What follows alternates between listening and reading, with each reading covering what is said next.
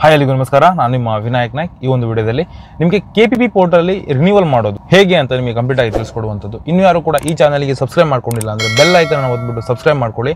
ಅದೇ ರೀತಿ ಯಾರಿಗಾದರೂ ಈ ಪ್ರೊಕ್ಯೂರ್ಮೆಂಟ್ ಅಥವಾ KPP portal registrations with digital signatures ಬೇಕಾದಲ್ಲಿ ಇಲ್ಲಿರೋ ನಂಬರಿಗೆ ಕಾಂಟ್ಯಾಕ್ಟ್ ಮಾಡಿ ಪಡ್ಕೊಳ್ಳುವಂಥದ್ದು. ವಿತಿನ್ 2 ಡೇಸ್ ನಾವು ರೆಡಿ ಮಾಡಿ ಕೊಡ್ತೀವಿ. ಅದೇ ರೀತಿ ಯಾರಿಗಾದರೂ ಇನ್ನೂ ಹೆಚ್ಚಿನ ವಿಡಿಯೋಸ್ ಅಂದರೆ ಟೆಂಡರ್ ಸಬ್ಮಿಷನ್ ಅಥವಾ ಟೆಂಡರ್ ಪೇಮೆಂಟ್ಸ್ ಮಾಡೋದು ಹೇಗೆ, ರೇಟ್ ಹಾಕೋದು ಹೇಗೆ, ಅಥವಾ ಟೆಂಡರ್ ವರ್ಕ್ಗಳ ಬಗ್ಗೆ ಏನಾದರೂ ಇನ್ನೂ ಹೆಚ್ಚಿನ ವಿಡಿಯೋಸ್ ಬೇಕಂದ್ರೆ ನಮ್ಮ ಮೆಂಬರ್ಶಿಪ್ಗೆ ಜಾಯಿನ್ ಆಗಿಬಿಟ್ಟು ಪಡ್ಕೊಳ್ಬಹುದು. ಈ ವಿಡಿಯೋ ಕೆಳಗಡೆ ಜಾಯಿನ್ ಅಂತ ಇರುತ್ತೆ. ಸೊ ಆ ಜಾಯಿನ್ ಅನ್ನ ಕ್ಲಿಕ್ ಮಾಡಿಬಿಟ್ಟು ಗೋಲ್ಡನ್ ಮೆಂಬರ್ಶಿಪ್ ಅನ್ನು ತಗೊಳ್ಬಹುದು. ಸೊ ಆ ಮೆಂಬರ್ಶಿಪ್ ತಗೊಂಡ್ರೆ ನಿಮಗೆ ಅದರ ರಿಲೇಟೆಡ್ ನಾನು ಏನು ಹೇಳಿದ ವಿಡಿಯೋಸ್ ಕೂಡ ಅದರಲ್ಲಿ ಬರ್ತಾ ಇರ್ತವೆ. ನಿಮ್ಮ ಕಮೆಂಟ್ ಗಳಿಗೆ ಆದಷ್ಟು ಬೇಗ ನಾವು ರಿಪ್ಲೈ ಅನ್ನ ಮಾಡ್ತೀವಿ. ಇವತ್ತಿನ ವಿಡಿಯೋನ ಸ್ಟಾರ್ಟ್ ಮಾಡೋಣ. ಇವಾಗ ನಾನು ತುಂಬಾ ಜನರಿಗೆ ಹೇಳಿದ್ದೆ, ಸೊ ಈ ಪ್ರೊಕ್ಯೂರ್ಮೆಂಟ್ ಪೋರ್ಟಲ್ ಅಲ್ಲಿ ವರ್ಷಕ್ಕೆ ಒಂದ್ಸಲ ನೀವು 100 ರೂಪೀಸ್ ತುಂಬಿಟ್ಟು ಇಯರ್ಲಿ ರಿನ್ಯೂವಲ್ ಅಂತ ಮಾಡ್ಕೋತಾ ಇದ್ರಿ. ಇವಾಗ ಏನಾಗಿದೆ, KPP ಪೋರ್ಟಲ್ ಬಂದಿರೋದ್ರಿಂದ ಸೊ KPP ಪೋರ್ಟಲ್ ಅಲ್ಲಿ ರಿನ್ಯೂವಲ್ ಮಾಡೋದು ಹೇಗೆ ಸರ್ ಅಂತ ನೀವು ತುಂಬಾ ಜನ ಕೇಳ್ತಾ ಇದ್ರಿ. ಬಟ್ ನಾನು ಮೊದಲು ಕೂಡ ಒಂದು ವಿಡಿಯೋ ಮಾಡಿ ಹಾಕಿದ್ದೆ. ಆ ವಿಡಿಯೋಗೆ ಅದೊಂದು ಪುಣ್ಯಾತ್ಮ ಕಮೆಂಟ್ ಮಾಡಿದ್ದೇನೆ, ಎಲ್ಲದಕ್ಕೂ ನಿಮಗೆ ಅಮೌಂಟ್ ಕೊಡ್ಬೇಕಾ ಅಂತ ಹಾಕಿದ್ದಾನೆ. ಇಂಥವ್ರಿಗೆ ನಾನು ಏನಂತ ಹೇಳೋದು ಹೇಳಿ. ಸೊ ಆ ವಿಡಿಯೋನೇ ಅವ್ರು ಸರಿಯಾಗಿ ನೋಡಿಲ್ಲ. ಸೊ ನನಗೆ ಪೇಮೆಂಟ್ ಮಾಡೋ ಅವಶ್ಯಕತೆ ಇಲ್ಲ. ರಿನ್ಯೂವಲ್ ಚಾರ್ಜಸ್ ನಿಮ್ದು ಏನೇ ಇದ್ರು ಕೂಡ ಈ ಪ್ರೊಕ್ಯೂರ್ಮೆಂಟ್ ಗೌರ್ಮೆಂಟ್ ಆಫ್ ಕರ್ನಾಟಕಕ್ಕೆ ಹೋಗುತ್ತೆ, ನನಗೆ ಕೊಡೋ ಅವಶ್ಯಕತೆ ಇಲ್ಲ.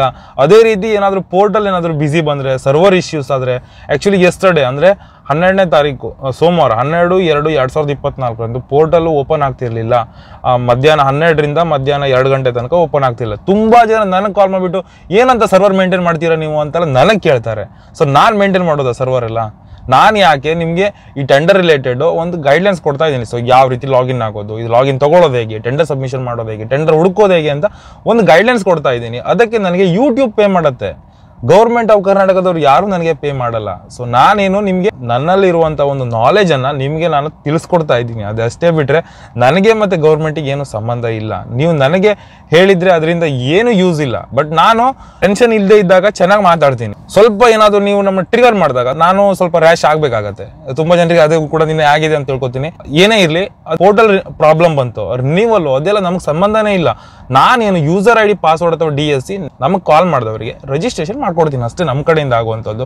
ಇನ್ ಕೇಸ್ ಏನಾದರೂ ಇಶ್ಯೂಸ್ ಇದ್ರೆ ಜಾವಾ ಕಾನ್ಫಿಗರೇಷನ್ ಅಥವಾ ಜಾವಾ ಎನ್ಕ್ರಿಪ್ಷನ್ ಎರರ್ ಅಂತ ಬರುತ್ತೆ. ಸೊ ಆ ಥರ ಪ್ರಾಬ್ಲಮ್ ಬಂದರೆ ನಾನು ಮಾಡ್ಕೊಡ್ತೀನಿ. ಓಕೆನಾ? ಅದು ಕೂಡ ಮೊದಲೆಲ್ಲ ಫ್ರೀ ಮಾಡ್ಕೊಡ್ತಿದ್ದೆ. ಇವಾಗ ಗೊತ್ತಾಗ್ಬಿಟ್ಟಿದೆ ಫ್ರೀ ಮಾಡಿಕೊಟ್ರೆ ಏನು ವ್ಯಾಲ್ಯೂಸ್ ಇಲ್ಲ ಅಂತ. ನೋಡ್ಬಿಟ್ಟಿದ್ದೀನಿ ನಾನು. ಲಾಸ್ಟ್ 4 years ನೋಡಿದ್ದೀನಿ ನಾನು ಯಾರ್ಯಾರ ಮೆಂಟಾಲಿಟಿ ಹೇಗಿರುತ್ತೆ ಅಂತ. ಬಟ್ ಅದಕ್ಕೆ ಎಲ್ಲದಕ್ಕೂ ಕೂಡ ಇವಾಗ ಚಾರ್ಜ್ ಮಾಡ್ತಾ ಇದ್ದೀನಿ. ಓಕೆ, ಆ ವಿಷಯನ ಬಿಡೋಣ. ಇವಾಗ ರಿನ್ಯೂವಲ್ ಬಗ್ಗೆ ಮಾತಾಡ್ತಾ ಹೋಗೋಣ. ರಿನ್ಯೂವಲ್ ಹೆಂಗಿರುತ್ತೆ ಅಂದ್ರೆ, ನಿಮ್ದು ಈ ಪ್ರೊಕ್ಯೂರ್ಮೆಂಟಲ್ಲಿ ನೀವು ಮೊದಲು ಮಾಡ್ತಾ ಇದ್ರಿ. ಓಕೆನಾ? 1 year ಆದ್ಮೇಲೆ ನೀವು 100 ರೂಪೀಸ್ ತುಂಬ್ತೀರಾ, ರಿನ್ಯೂವಲ್ ಮಾಡ್ಕೋತೀರಾ.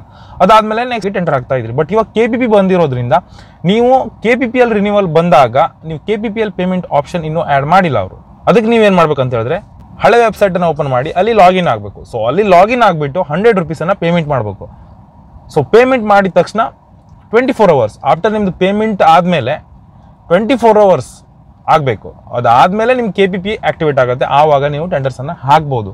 ಅದಕ್ಕೆ ನಾನು ಹೇಳೋದು ಒಂದೇ, ನಿಮ್ಮ ರಿನ್ಯೂವಲ್ ಡೇಟು ನಿಮಗೆ 1 ತಿಂಗಳ ಮೊದಲೇ ನಿಮಗೆ KPPಯಲ್ಲಿ ಬರ್ತಾನೆ ಇರ್ತದೆ. ಸೈಡ್ ಎಲ್ಲೋ ಇದರಲ್ಲಿ ಬರ್ತಾ ಇರುತ್ತೆ ನೋಡಿ ಬೇಕಾದರೆ.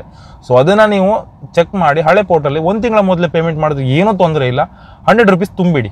100 ರೂಪೀಸ್ ಪೇಮೆಂಟ್ ಮಾಡಿಬಿಟ್ಟು ನೋಡಿ, ನಿಮ್ದು ಆಲ್ರೆಡಿ ಇದು ಪಾಸ್ ಆಗಿರುತ್ತೆ. ಸೊ ಇಷ್ಟು ರಿನ್ಯೂವಲ್ ಬಗ್ಗೆ. ಸೊ ಯಾವ ರೀತಿ ರಿನ್ಯೂವಲ್ ಮಾಡೋದು ಏನು ಅಂತ. ಸೊ ಇದ್ರ ಬಗ್ಗೆ ಮತ್ತೇನಾದರೂ ಡೌಟ್ ಇದ್ರೆ ಅಥವಾ ಇದಕ್ಕೆ ಮತ್ತೆ ನನಗೆ ಪೇಮೆಂಟ್ ಮಾಡಬೇಕಂತ ನೀವೇನಾದರೂ ಕೇಳಿದ್ರೆ ನಾನು ಅದಕ್ಕೆ ಆನ್ಸರ್ ಮಾಡೋಕ್ಕೆ ಬರೋದಿಲ್ಲ. ನಿಮ್ಗೇನಾದರೂ ಡೌಟ್ ಇದ್ರೆ ಕಮೆಂಟ್ ಮಾಡಿ ಅಂತ ಹೇಳ್ತಾ ಇವತ್ತಿನ ವಿಡಿಯೋನ ಮುಗಿಸ್ತಾ ಇದ್ದೀನಿ. Thank you.